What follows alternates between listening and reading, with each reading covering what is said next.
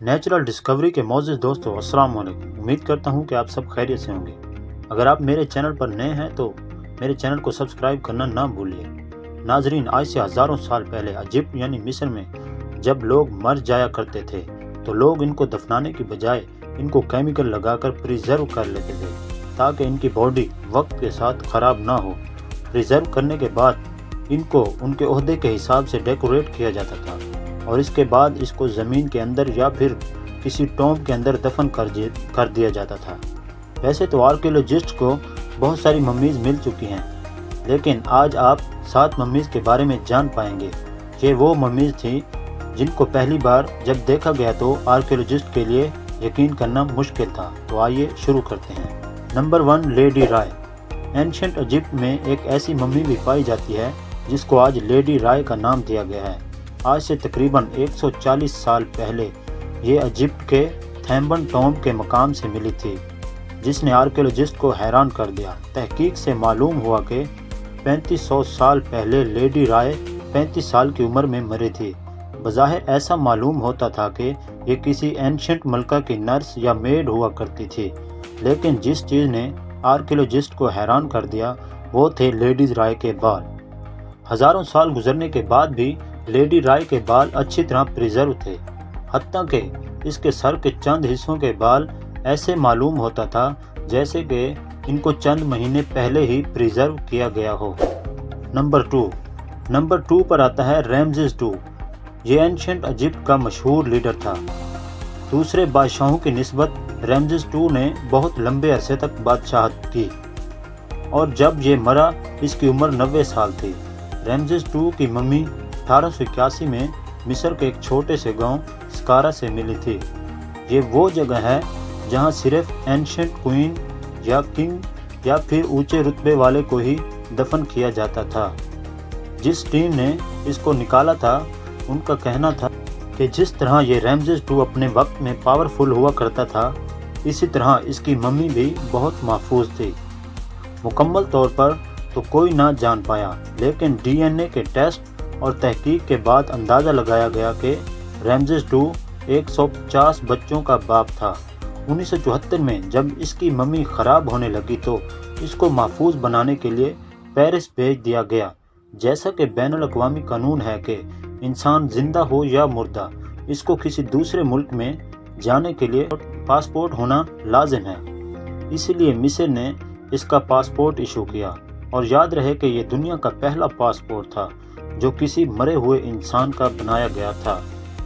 Number 3 پر آتا ہے ٹوٹن خامون۔ اس کی ممی ملنے کے بعد نہ صرف ڈھونڈنے والے حیران تھے بلکہ اس کی ممی نے پوری دنیا کے آرکیولوجسٹ کو بھی حیران کر دیا۔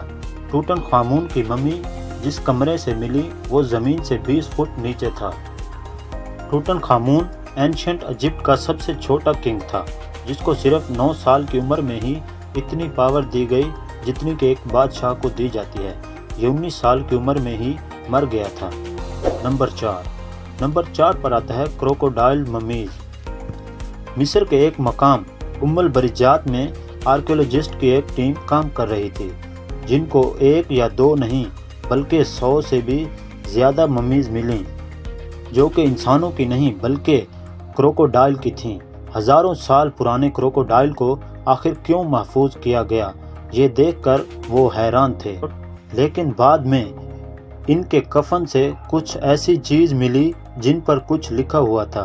تب آرکیولوجسٹ کی اس لکھائی میں دلچسپی بڑھ گئی۔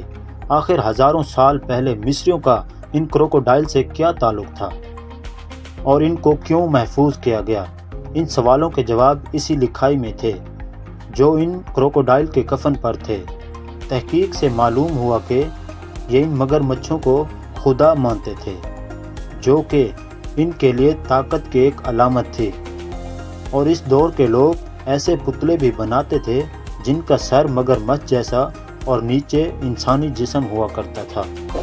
نمبر 5 پر آتا ہے گیزلز ممیز۔ آرکیولوجسٹ کو صرف کروکوڈائل ہی نہیں بلکہ کچھ ہرن کی ممیز بھی ملیں۔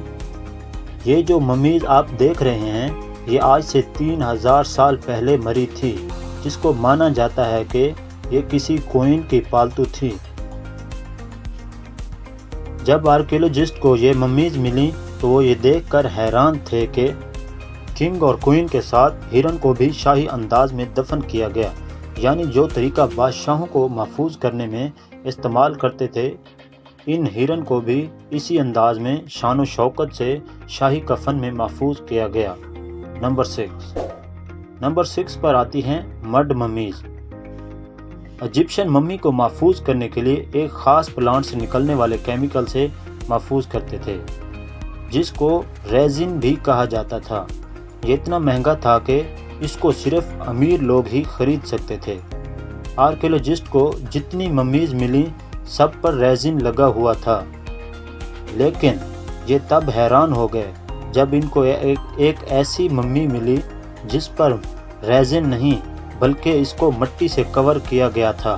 یہ ممی ایک عورت کی تھی جس کی عمر 25 سال تھی جب یہ مری تھی، لیکن آرکیولوجسٹ کو جس چیز نے حیران کر دیا وہ یہ تھی کہ اس کی ممی تو 3000 سال پرانی تھی، لیکن جو اس کے ارد گرد مٹی لگائی گئی تھی وہ اس کے مرنے کے کافی سالوں بعد لگائی گئی تھی۔